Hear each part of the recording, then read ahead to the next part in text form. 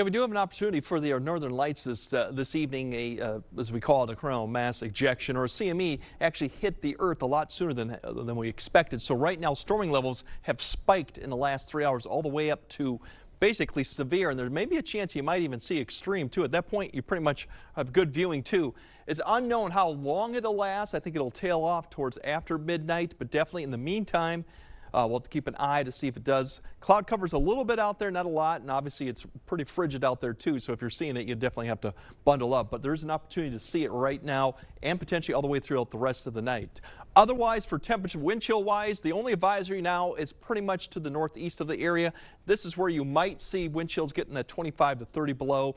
We're not likely to see that. It's going to be temperature wise maybe even colder than we saw this morning, but wind chill wise it's unlikely obviously not to be. It'll be more than that, maybe the 15 to 20, and most areas probably 10 to 15. So that's what's going on for right now. The next system is still trying to take shape. It's all the way up into the northern the Dakotas, Montana, and actually in Canada.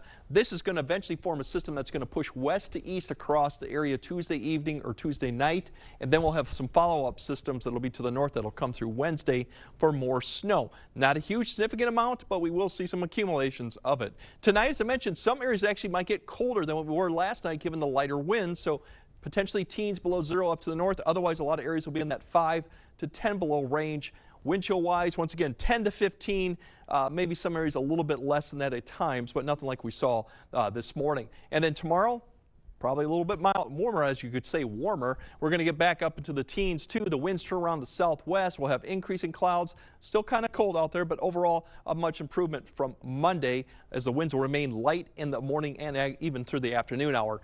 Now it's going to dry all the way probably to the evening commute, and then we're going to see the snow begin to spread. And as mentioned, this system's really going to impact areas more if you're south of I-94. You'll see snow further north, but the accumulating portion of it is really going to be south of I-94. You can see it spread across the area I-90 corridor.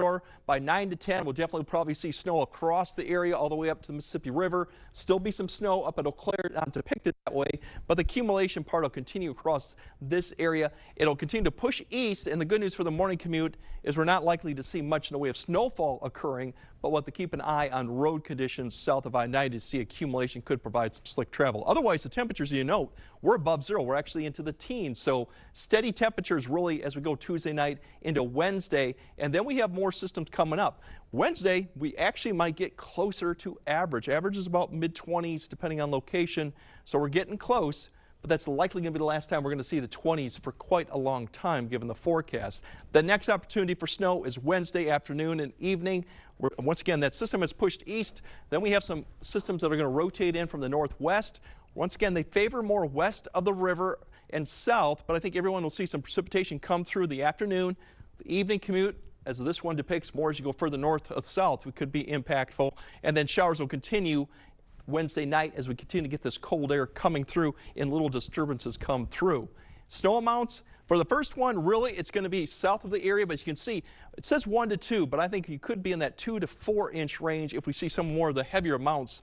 Otherwise, further north, maybe an inch. Now the second and third events Wednesday could provide another 1 to maybe 2 inches. Once again, favors more the south. So you could get 5 inches over this whole period potentially, but then as we follow up, that's the cold air behind it. We're looking at teens, 20 belows Friday, Saturday morning with some improvement for Sunday. So we got a reprieve, but then we're going right back into the deep freeze that come towards the end of the week. Do you think we'll hit the 20s next week at least? As right now, I would say, probably not. No, probably not. Not above zero. Oh boy. We'll hit them below zero, probably. Oh gosh, layer up everyone. All right, thanks, Greg.